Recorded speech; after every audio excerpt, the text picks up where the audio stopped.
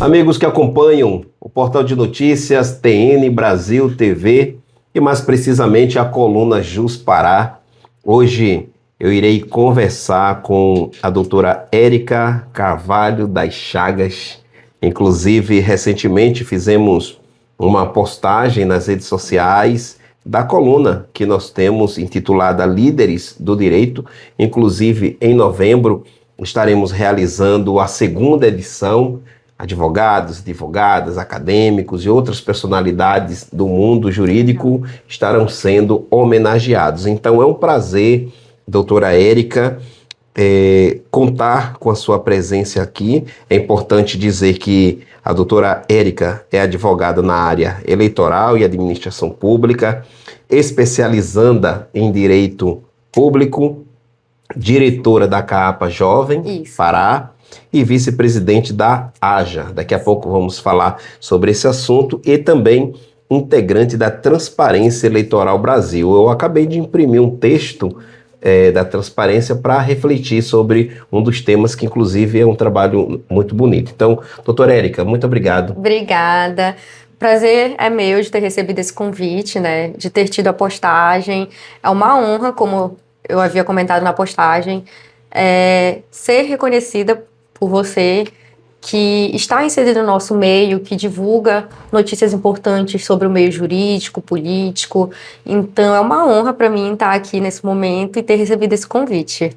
Doutora Érica, eu sempre faço uma pergunta que é quase como uma regra áurea, uma regra de ouro.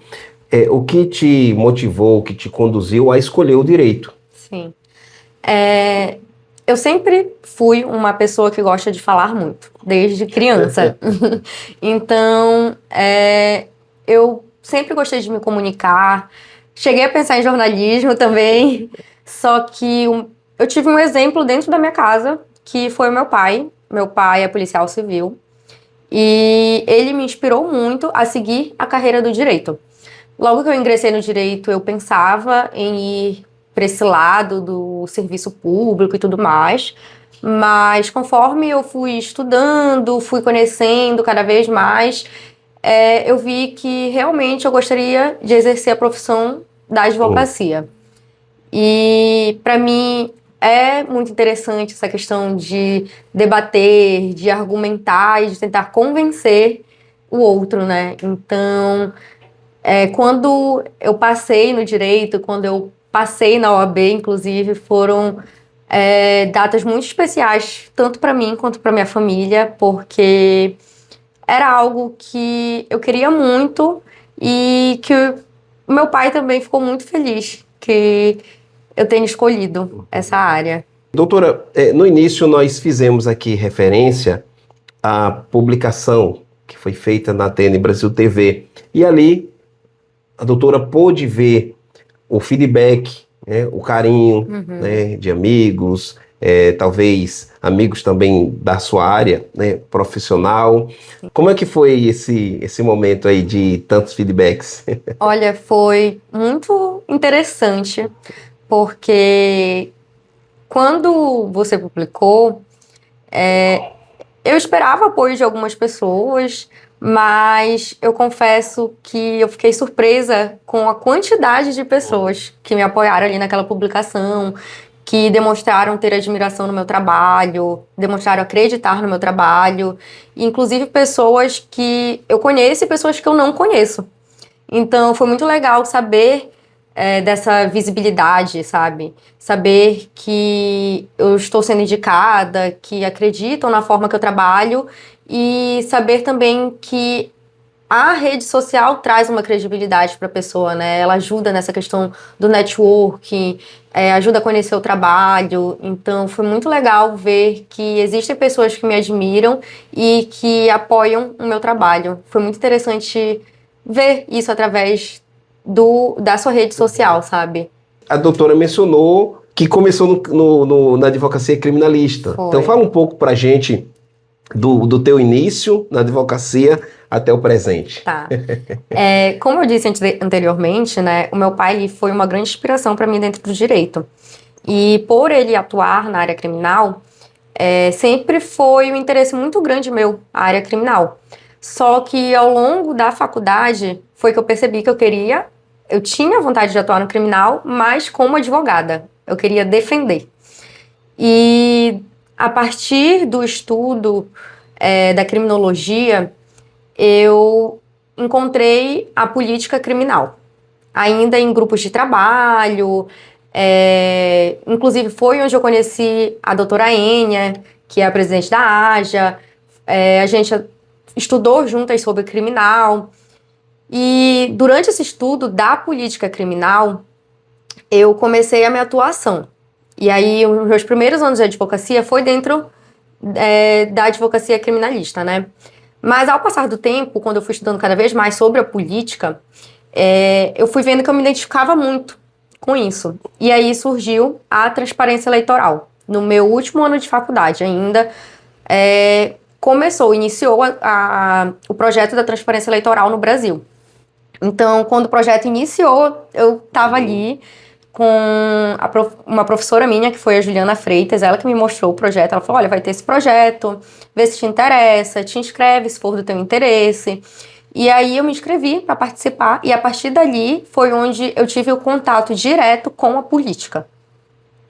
E fui entender como que funcionava a política, o período eleitoral, tudo que antecedia o período eleitoral, o quanto que era um trabalho muito importante, muito bonito também a ser feito. E a partir de então, o meu desejo de ter conhecimento sobre política foi aumentando cada vez mais. E aí, ao longo dos anos, eu fui percebendo que eu queria atuar mais na política do que na área criminal. E aí foi que eu percebi também que não tinha como atuar só na política, não da forma que eu gostaria. Então eu pensei, como eu faço para me manter nessa área e crescer nessa área também, né? E aí foi que eu percebi que a política e a administração pública tá ligada diretamente. E aí foi que eu comecei também a estudar mais sobre administração pública, sobre o direito público. E eu vi que as duas coisas estão totalmente ligadas. Então, eu comecei também a me inserir no meio da administração pública. E hoje em dia, eu realmente amo os dois meios, que acaba se tornando um só, muitas vezes, que é a política, né, o eleitoral, e também a administração pública. O que te encanta tanto no direito eleitoral? Então, o que me encanta no direito eleitoral é justamente o trabalho pró-sociedade. Muitas vezes existem alguns discursos sobre políticos, né, os discursos mais acalorados, de acusação e tudo mais, mas eu entendo que os serviços políticos, o serviço eleitoral como um todo, o serviço público, ele é um serviço direcionado à população, de uma forma geral. Ele é um serviço voltado à isonomia, à igualdade. Então, eu percebi que, através do eleitoral, acontece um impacto na sociedade. Através do meu serviço como advogada eleitoral, reflete na sociedade. Então, se eu trabalho para uma pessoa que eu acredito no que ela produz ali, eu acredito na campanha daquela pessoa, eu entendo que aquilo vai ter um reflexo na sociedade. Então, foi isso que me encantou no eleitoral. Mas você acha que o meio eleitoral, o mundo político, né, o político eleitoral no Brasil, ele deixa de apreciar o que há de belo, porque é bacana as questões ideológicas, né? Direita, né? Esquerda, centro-esquerda, centro-direita, a extrema de uma, a extrema da outra, cada uma com suas características, o papel dos tribunais, né?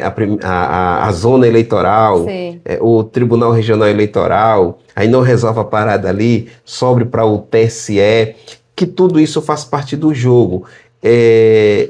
Que pode ser um jogo bonito, mas em razão da polarização, da ignorância e muitas vezes da violência, esse campo que poderia produzir um jogo legal para todo mundo assistir, termina sendo contaminado por elementos que não deveriam estar ali, né? Eu acredito que, como eu disse, a política ela é essencial. Então, realmente, a polarização, ela trouxe uma discussão mais acalorada, sabe? É importante que a esquerda, a direita, o centro, eles existam. Para que a gente tenha visões diferentes mesmo da política. Essa visão diferente, esse debate, ele é muito importante para que não tenha uma única opinião, para que a gente tente visualizar a necessidade de todo mundo daquele país, né? Então, é importante que hajam opiniões diferentes. Mas a polarização, ela traz uma situação um pouco mais complicada, que é a situação do ódio.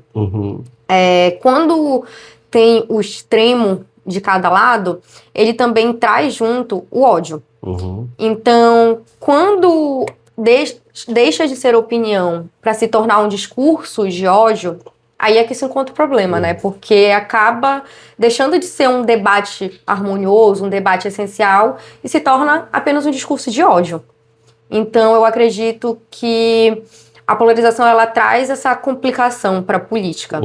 Mas o debate, as vertentes, elas são essenciais para que ocorra a política. Inúmeras figuras políticas, né, seja de direita, de esquerda, os tribunais, etc. tal. Esse é um período que é preciso tomar cuidado para não ter problemas com a justiça, não é isso? Com certeza. Todo mundo precisa tomar cuidado, quanto sociedade, ou quanto gestor, ou quanto candidato, né? Mas, obviamente, quem está ali no jogo de forma mais direta, né? Que são os gestores e os candidatos, eles precisam tomar um cuidado a mais em relação a isso, né? Principalmente em relação às redes sociais. Existem algumas coisas que não podem se confundir, principalmente no período eleitoral, né? Que é o gestor, quanto gestor ali daquela localização, e a pessoa, né? Sim. Candidato. Ela não pode se confundir. Então, jamais um candidato ou um gestor pode usar uma rede social da prefeitura, do município, para se promover. Isso jamais pode ser confundido. A rede social da pessoa é da pessoa e a rede social do município é do município. Então, a questão também de collab, ela é uma questão muito complicada, sabe? Quando um gestor faz uma collab com a prefeitura, isso tem que ter muito cuidado, porque jamais a pessoa pode usar de uma coisa pública para se promover, seja ela física, seja ela digital. Então, entende-se que se uma pessoa, um gestor ou um candidato usa da máquina pública para se promover, tá errado. Então, é por isso que esses espaços, eles precisam ser bem delimitados, sabe? Para que essa pessoa realmente não venha a ter problemas futuros com o próprio tribunal eleitoral. Se uma pessoa fizer colocações erradas em redes sociais, não respeitar o tempo correto também, ela pode sim sofrer algum tipo de representação no tribunal, né? Então, é arriscado até de perder a sua candidatura ali, de ficar inelegível, né, por algum tempo. Então, requer um cuidado bem delicado com isso. Todo profissional tem naquela área algumas figuras de admiração. Sim. Na tua área de atuação, né, no direito, na advocacia, tem algumas figuras do direito, do passado, do presente, ou até mesmo que ainda não nasceu, que você admira? Assim, tem várias figuras dentro do direito que eu admiro, né? Uma delas é a Ana Cláudia, que é a presidente da Transparência Eleitoral. Nossa, eu tenho uma admiração enorme por ela, porque muito do que eu aprendi no eleitoral veio através dela. Não é clubismo, mas querendo ou não, não tem como deixar de admirar as pessoas que eu pude conviver e aprender de perto, sabe? Então, a minha primeira referência no eleitoral foi a Juliana Freitas, também, que ela é professora aqui em Belém. Belém. Ela é professora e ela é advogada. Então, eu admiro demais a Juliana. E hoje em dia eu admiro muito também o Dr. Gleidson, por eu trabalhar, né, diretamente com ele. Ele é, hoje, atualmente, a minha maior referência dentro da área, né? Ele faz viagens para o interior, ele tem uma ótima articulação, ele leva a advocacia até o cliente dele. Então, eu admiro muito isso. E se tem uma pessoa assim que eu me espelho hoje, é ele, né? Mas existem outros nomes aqui em Belém mesmo. Por exemplo, o pessoal do escritório do Clodomir, eles sempre fazem vários eventos no eleitoral. A doutora Indira também, ela é uma grande referência para mim. A Indira Lima. Isso. É Indira Gandhi, mas ela prefere o Indira Lima. É ela. É gente nossa colunista também. Pois é. Ela, enfim, é uma referência para mim. E, assim, a nível nacional, não tem como deixar de citar, por exemplo, o Barroso, que eu admiro muito, o Fux, enfim, existem muitas referências, mas eu realmente faço questão de admirar aqueles que estão próximos. Por que hoje há tanta fúria social, mas principalmente a fúria das redes sociais em relação às figuras do mundo jurídico? Pessoas, por exemplo, que nunca leram a Constituição, mas dizem que o juiz rasgou a Constituição. Né? E eu assisti recentemente aqui, para evitar polêmica, eu não vou dizer quem foi a pessoa, gravou um vídeo sobre as eleições, falando sobre os próximos, né, ministros, etc. tal, e o quadro mais ou menos que foi pintado é que os juízes, nada mais, nada menos, são uma expressão, né, bem do meu Nordeste, pau mandado.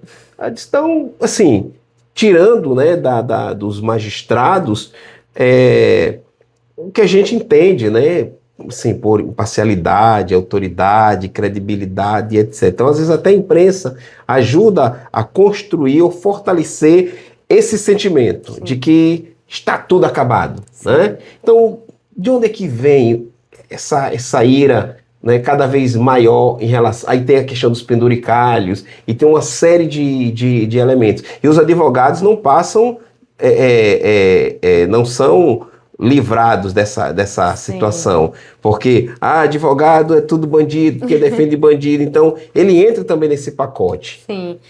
Assim, eu cheguei até a fazer uma vez um artigo sobre isso, sobre a influência da mídia dentro do direito. E, como você disse, é muito claro o quanto a mídia influencia na opinião popular.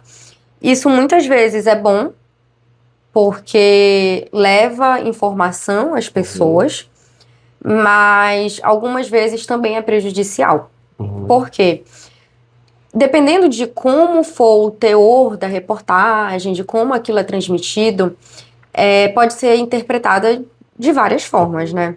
Então, por exemplo, um dos exemplos que eu usei no meu artigo foi o caso da Eloá, que foi um caso muito conhecido à época, que a mídia teve um desserviço muito importante naquele caso. Porque ela entrou em contato com a pessoa que estava ali dentro do apartamento, a pessoa que estava dentro do apartamento acabava tendo conhecimento das operações antes mesmo da operação acontecer. Então, naquele momento, a mídia afetou muito.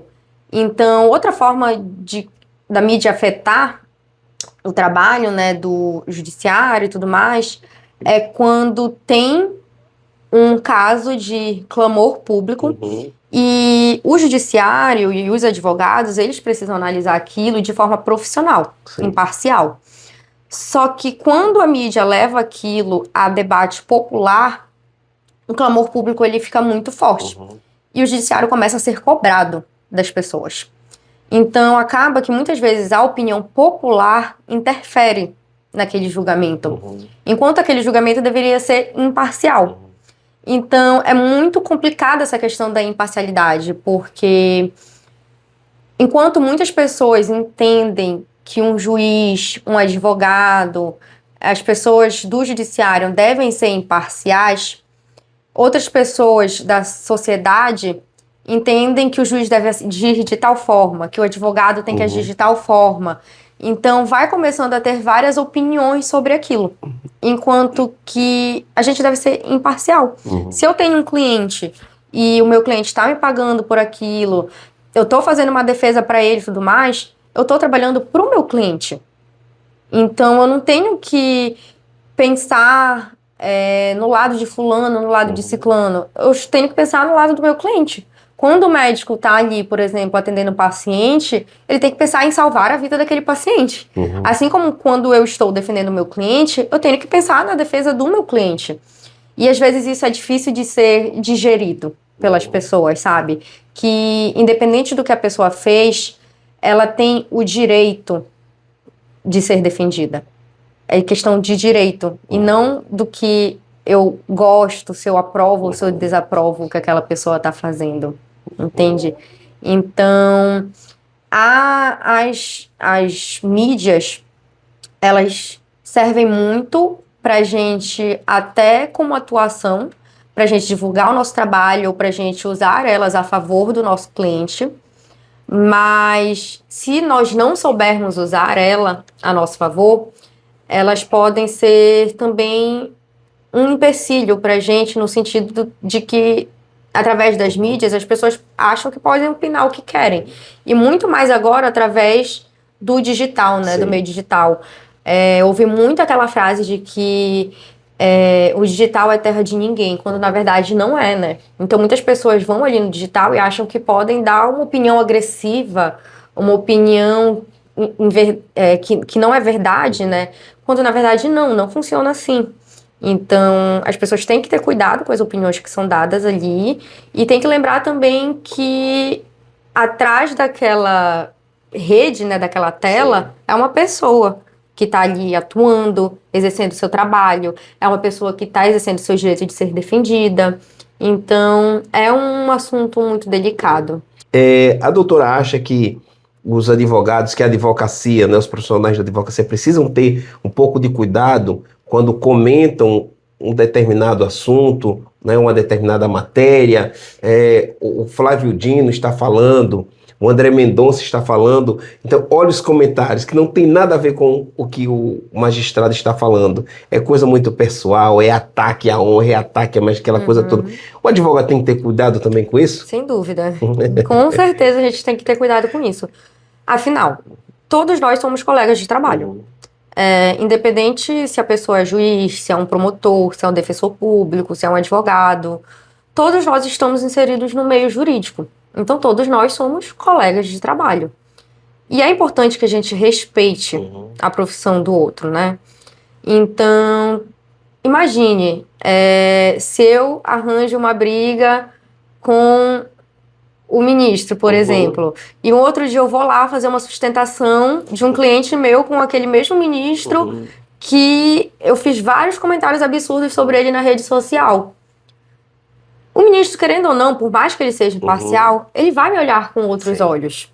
É um ser humano. É um ser humano, ele vai me olhar com outros olhos ali de uma pessoa que não teve pudor ao fazer um comentário na internet.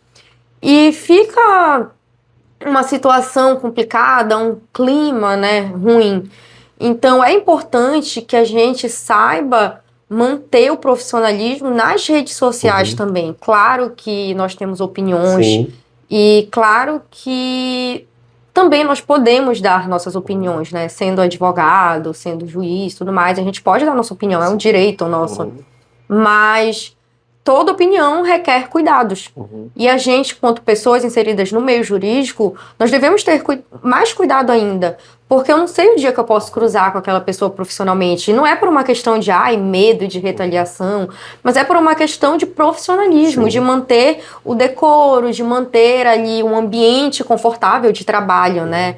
Então, é importante que a gente tenha essa atenção, sim, para que não se torne um trabalho desconfortável. Né? Inclusive, doutora, eu sempre, quando vejo aqueles comentários que o advogado ou a advogada, inclusive ontem eu até fiz o print de um comentário de uma advogada maravilhoso, que ela, né, expõe aquela fala ali do juiz, aquela decisão, mostrando um pró, mostrando um contra, chamando a reflexão, ou seja, ela deixa a opinião dela sem atacar a imagem, a honra de ninguém, agregando valor àquele conteúdo e nos permitindo, né, refletir e aprender sobre. Então eu fico assim, gente, é tão fácil. É tão fácil você comentar, ó, eu concordo, eu não concordo, mas as pessoas preferem a violência digital atacar, né? Como eu disse, a nossa opinião, a gente tem o direito de opinião. Uhum. E a gente não precisa se calar enquanto a nossa opinião se... Claro, é importante a gente ter embasamento também com a opinião, né? A gente procurar pesquisar e tudo mais, pra gente poder dar a nossa opinião. Mas é importante que a gente dê a nossa opinião de forma coerente. E a gente não precisa atacar uma pessoa para ser coerente, sabe? Senão a gente acaba deixando de ser uma pessoa ali que traz uma reflexão, como o senhor disse, e acaba se tornando um discurso de ódio, né? E discurso de ódio, ou ele torna com que pessoas sintam mais ódio, ou faz com que outras pessoas invalidem o seu discurso. Então, se você quer que aquele comentário tenha atenção, tenha reflexão, é importante que ele seja feito de uma forma coerente, de uma forma... Ordeiro, né? Coerente, que de fato promova aquilo, né? Reflexão. Isso, reflexão. Exatamente. Porque senão é apenas um discurso de ódio, se ele não trouxer a reflexão. É isso aí. Doutora, com relação à Associação da Jovem Advocacia, AJA. Então, a AJA, ela é um projeto novo, né, que surgiu agora no ano de 2026. Como o senhor já disse, a Associação da Jovem Advocacia é a primeira associação relacionada a isso que vamos ter no Pará. Ela está sendo fundada por pessoas que eram da Comissão da Jovem Advocacia, né, que era da OAB, e essas pessoas resolveram sair da comissão, né, e fundar a Associação da Jovem Advocacia. E nós estamos aí começando esse projeto com pessoas que estão com sangue nos olhos, estão cheias de vontade de trabalhar. E ele vai iniciar, de fato, no dia 2 de julho, onde vai ocorrer um evento que todos estarão convidados a participar, né? Onde vai ocorrer a fundação da associação, para que a gente consiga acolher a todos os jovens advogados, para que a gente consiga ajudar no início de carreira, né? Porque, assim, existe o nome da Jovem Advocacia, mas ela não é propriamente para jovens de idade, mas para jovens de profissão. Entendi. Entendeu? Então, é uma associação que tem o intuito de acolher e ajudar. E que foi fundada por pessoas que já exerciam, né, esse trabalho quanto comissão. Mas que deixou de exercer esse trabalho quanto comissão por não conseguir mais caminhar ali com o que a OAB entendia quanto Comissão da Jovem Advocacia e o que nós entendíamos como Jovem Advocacia. Então, por conta dessa desigualdade de desentendimento, vamos dizer assim, nós resolvemos sair, abrir mão do nosso cargo ali, né? Primeiramente foi a nossa presidente, que ela foi convidada a se retirar. E nós acreditamos muito no trabalho dela, sempre acreditamos, nós sempre vimos de perto o quanto ela se dedica para a jovem advocacia, o quanto ela acredita na causa, sabe? Você está se referindo a? Enia Barbosa. Então, assim, no mundo que a gente vive, é difícil a gente encontrar uma pessoa que está ali porque acredita, sem interesses pessoais, sabe? Então, ela, de fato, acredita naquilo. Então, em apoio à Enia, que foi convidada a se retirar, nós decidimos sair junto com ela e fundar a associação. Inclusive, eu li uma manifestação sua nas redes sociais, muito bem escrita, deixando ali sua opinião, seu parecer, justamente refletindo o espírito que falamos agora há pouco. ordeira, opinando, mas sem atacar a imagem, a honra de ninguém.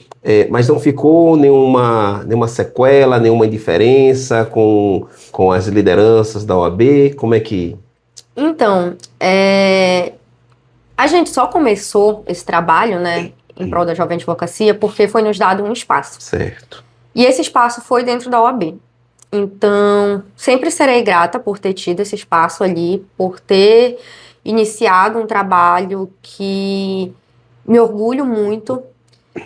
Mas, como ele disse, em certo momento houve um desentendimento de como seguir com o trabalho. E o meu comentário foi justamente relacionado a isso. Jamais me referindo às pessoas, mas me referindo a nós quando estávamos quanto comissão. Porque durante muitas vezes nós esperamos um apoio maior à comissão da Jovem Advocacia, porque afinal, quando houve as eleições e tudo mais, a Jovem Advocacia foi muito importante para eleger a chapa. Eu posso dizer que isso é verdade porque eu acompanhei todo o processo, acompanhei. Tanto para a presidência, quanto a vaga do 5º Constitucional, o Cassimiro estava lá. Eu Exatamente. vi mesmo o papel da Jovem Advocacia. Pois é, a Jovem Advocacia ela é muito articulada e a gente tem muito essa sede de trabalho, sabe? E quando a gente percebeu que por conta dos ideais não estarem alinhados, faltou esse apoio, foi aí que a gente decidiu que a gente queria seguir um caminho diferente, né? Porque mesmo com idealizações diferentes, opiniões diferentes, nós acreditávamos que o nosso trabalho era em prol de uma categoria, que eram os advogados. No nosso caso, especificamente, os jovens advogados, né? E quando a gente percebeu que, quando a gente pedia para um apoio em um evento grande, e aí não tínhamos esse apoio, quando a gente pedia uma divulgação em relação aos nossos projetos, não vinha essa divulgação. Por exemplo, quando a gente foi para o ENJA do ano passado, que o meu comentário foi ligado diretamente a isso, a gente não teve todo esse apoio também para ir para o ENJA, que é um evento de magnitude nacional, né? Então a gente considera muito importante a nossa participação nesse evento, justamente para que a gente traga para os jovens advogados do Pará atualizações e networking, né? A gente não encontrou esse apoio. Foi um desapontamento pra gente, sabe? E hoje, quem foi divulgado, pelo menos, né, na publicação que eu comentei, como presidente hoje e vice-presidente, é o Sérgio e a Mariana. O Sérgio Brasil. Isso. Inclusive um rapaz muito educado. Eu já sei que é muito preparado. Muito. O Sérgio e a Mariana são pessoas muito competentes, pessoas que estavam ali com a gente desde a época também das eleições, que nós trabalhamos muito próximo também quanto comissões, nós nos apoiávamos muito quanto comissão, sabe? Então, eu fiquei muito feliz, mesmo assim, de ver que eles estão tendo apoio da presidência hoje, do órgão OAB. Isso faz com que eu fique muito feliz, porque era o apoio que nós gostaríamos de ter tido enquanto nós estávamos na comissão, sabe? Então, assim, fico feliz que a comissão tenha uma pessoa muito competente, uma pessoa muito articulada hoje, né, que é o Sérgio e a Mariana. Mas fico triste também de que isso não tenha vindo ali desde o início pra gente. Também fico com receios de como vai ser esse relacionamento agora com eles, porque eles também são jovens advogados e nós também somos. E como a nossa presidente foi convidada a se retirar, a gente não sabe como vai ser esse relacionamento daqui em diante. A gente gostaria muito que fosse um relacionamento profissional, que continuasse um relacionamento de harmonia, mas a gente não sabe como vai ser daqui para frente, porque a forma como se deu a nossa saída não foi de uma maneira tão harmoniosa, né? Então a gente fica nessa nessa dúvida, vamos dizer assim, de como vai ser esse relacionamento. Porque atualmente existe um racha, vamos dizer assim, dentro da OAB, que foi um racha em relação ao presidente da OAB e o presidente da Caixa, né? E eu acho que isso já é de conhecimento público. Então, esse racha levou a várias outras questões que inseriu a gente como jovem advogado. O presidente da Caixa, ele foi a pessoa que recrutou os jovens advogados e criou a comissão. Mas nós sempre tivemos independência quanto comissão.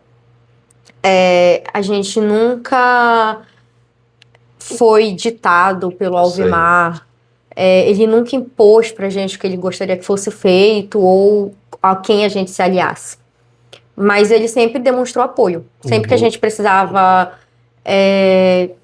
de um incentivo, de uma publicação, enfim, qualquer apoio que fosse, ele estava ali presente, disposto a nos apoiar.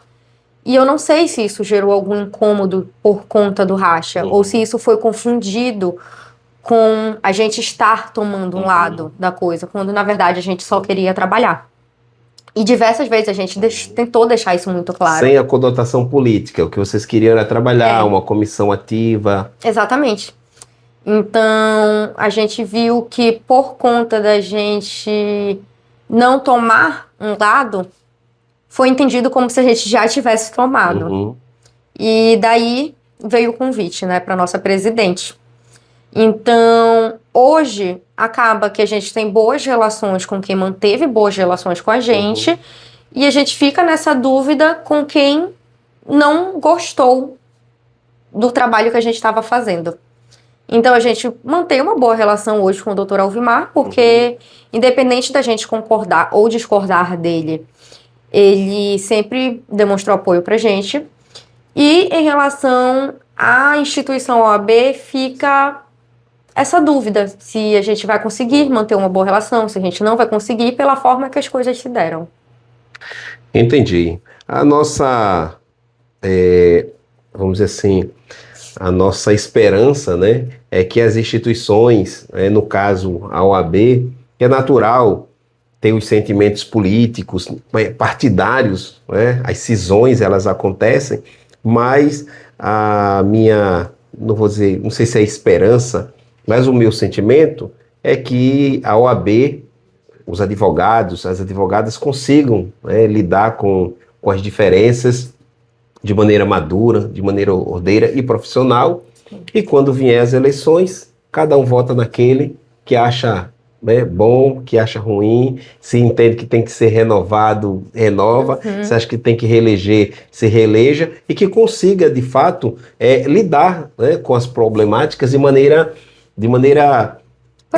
profissional, né, porque quando uma instituição, seja lá qual for, não consegue lidar com seus demônios, com seus fantasmas de maneira madura, eu tenho absoluta certeza que quem perde é os advogados, quem perde é as advogadas. Sim. Presidência é hoje, amanhã não. Mas a OAB, os advogados, a advocacia, ela permanece. Então, é preciso ter muita sabedoria. A TN Brasil TV, fazemos o nosso papel, conversamos com todos, damos espaço a todos. A gente aqui nunca pergunta, você é a favor, você é contra? Não, a gente aqui conversa com advogados e com advogadas. Né? E deixo qualquer outra responsabilidade na mão dos advogados e das advogadas. Mas, bom, estamos caminhando aqui para o nosso final. Já conversamos um pouco sobre a questão eleitoral, tá? Mas gostaria da gente terminar ainda nesse ponto. Então, nós temos eleições de cunho, de aspecto nacional, Senado, federal, Senado, presidente. E temos aqui no caráter estadual, temos o governo e os deputados estaduais. Então temos aí pré-candidatos correndo, pré-candidatos com e sem mandatos correndo o Pará inteiro atrás. E nesse contexto nós temos a famigerada polarização que já foi mencionada aqui. Então, nesse contexto eleitoral, quais são os pontos que a advogada acha interessante todo mundo observar? Sim. Eu acho interessante observar justamente, como você falou, que está acontecendo uma polarização, né? Então, de um lado, nós temos um candidato que está se aliando a outros candidatos de direita, e de outro lado, nós temos um candidato que era centro-esquerda e está atendendo um pouquinho mais para a esquerda, né? E se aliando a pessoas da mesma conjuntura. É importante que as pessoas que vão votar se atentem ao quais são os ideais dela, no que elas acreditam. E se elas acreditam nessa vertente aqui, mais puxada para a direita, ou na vertente mais puxada para a esquerda. E dentro disso, se esses candidatos estão de acordo com as suas ideologias, eu vejo que é importante a gente não votar no candidato X porque a gente odeia o candidato Y, ou no candidato Y porque a gente odeia o candidato X. Mas sim a gente votar no candidato X porque ele tem ideais que caminham juntos com os meus.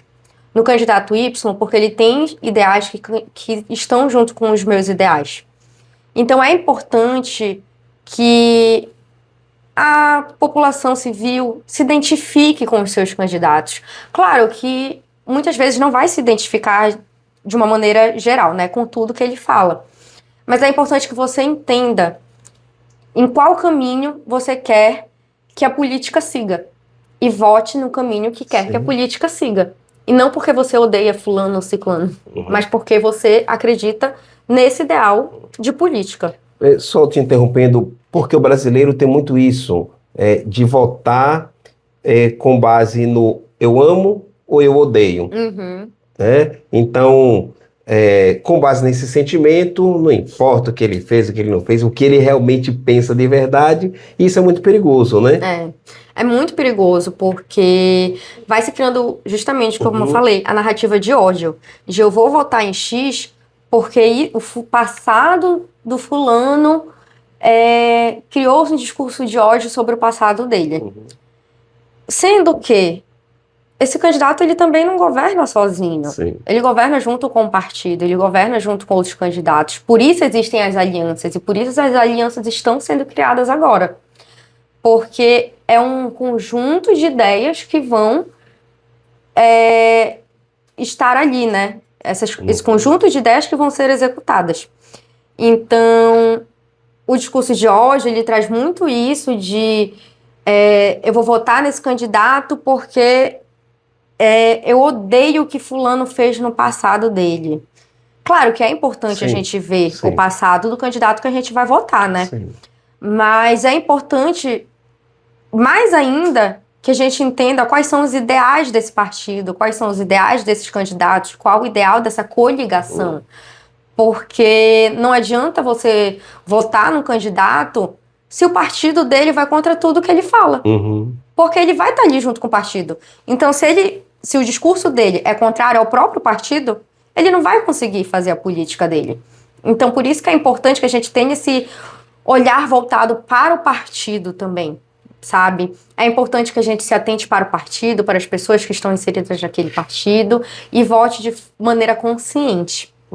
E, além disso, o discurso de eu não estou nem com fulano e nem com ciclano é um discurso complicado, porque quando você não está nem com um nem com outro, um deles vai estar governando. E aí, quando ele estiver governando, você vai estar com quem?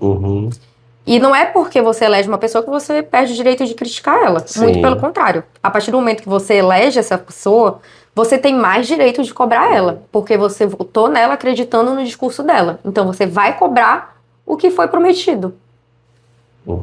Eu quero ainda aqui acrescentar só mais um ponto, doutora, com relação às mulheres.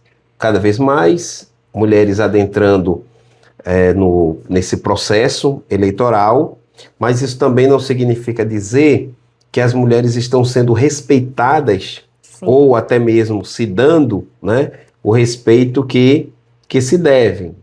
Ainda há muitos casos de pessoas que fazem algum tipo de acerto lá no partido, pegam um montante, devolvem um outro pedaço e não faz o que realmente deveria. Aí vem o pleito, pouquíssima votação, poucos atos, né, de campanha, parece que é só aquela quantidadezinha só para dizer que fez, né, para dar enganada na justiça eleitoral.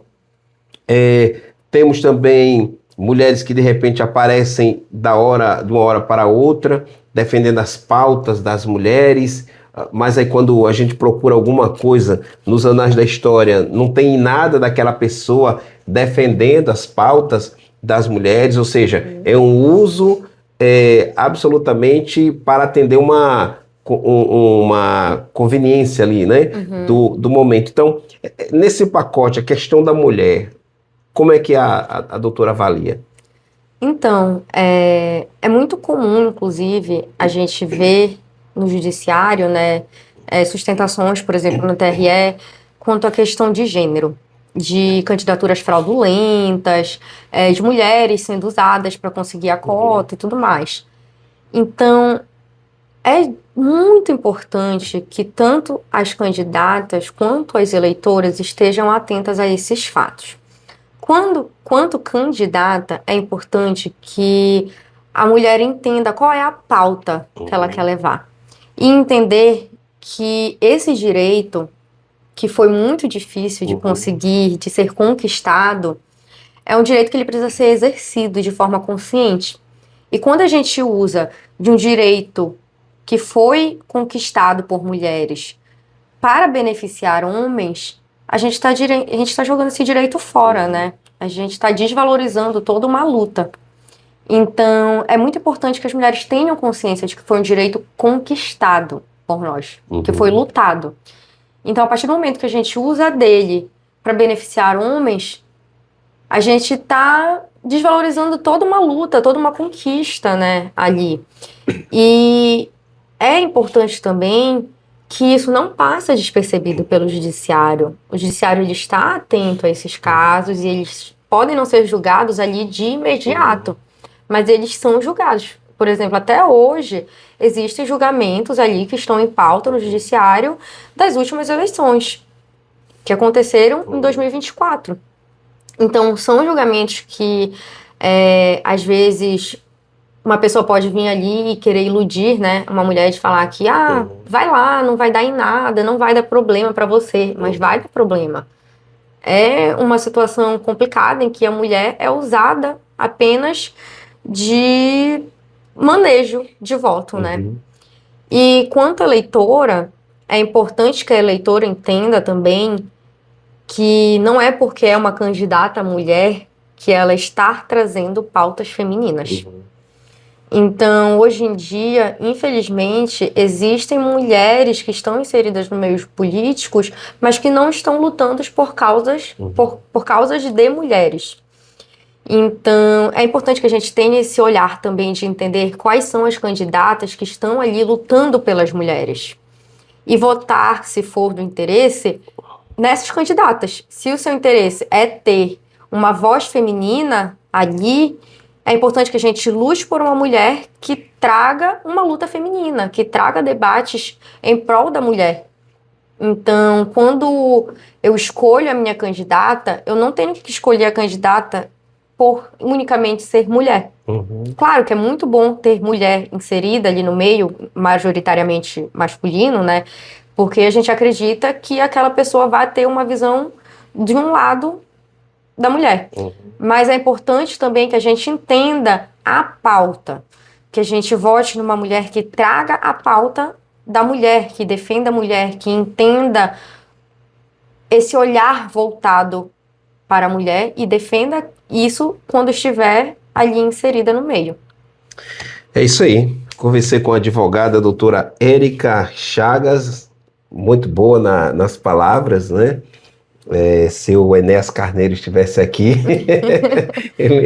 ele com certeza te elogiaria no que dizer respeito a essa capacidade, né? Conhecimento e de passar de maneira muito clara, objetiva, Obrigada. o que pensa, né? Isso também mostra que a doutora estudou, né? Estudou, leu, para que quando inquirida possa responder com qualidade e altura. Então, doutora, suas considerações finais, pode ir, ficar à vontade, direcionar sua palavra para a Jovem Advocacia, para o processo eleitoral do momento, para as mulheres, fica à vontade, o momento é seu. Certo. Eu convido vocês a acompanharem primeiramente, né, a rede do doutor, que vocês possam pesquisar, ter conhecimento sobre o meio político. Dentro das redes sociais, ele divulga muito a respeito do cenário político, do cenário jurídico. E nesse ano, principalmente de eleição, é importante que a gente tenha esse olhar voltado, né, para a política, para a gente entender onde caminhar, com quem a gente quer estar junto, né, quem são os profissionais que a gente admira.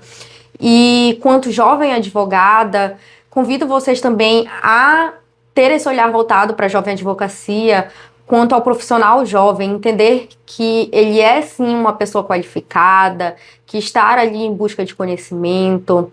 Eu, quanto jovem advogada, já quase não sendo mais jovem advogada, mas quanto meu último ano de jovem advocacia, sempre busquei conhecimento, continuo buscando, porque ser advogado é isso. Estar sempre em busca do conhecimento para melhor assessorar o nosso cliente. E você, quanto cliente também, se desejar uma assessoria de administração pública, uma assessoria eleitoral, também estamos aqui para isso, para lhe ajudar, para fazer esse network, para agregar conhecimento.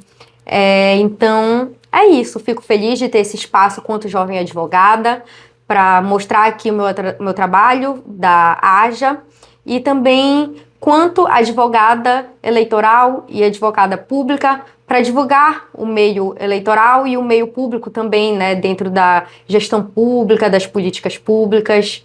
E é isso, Cassiano. Muito obrigada por esse espaço aqui de conversa, por fazer com que eu me sinta à vontade e por estar sempre aberto ao diálogo. Ok. A provocação final é torcedora do Paysandu. Jamais. Remista.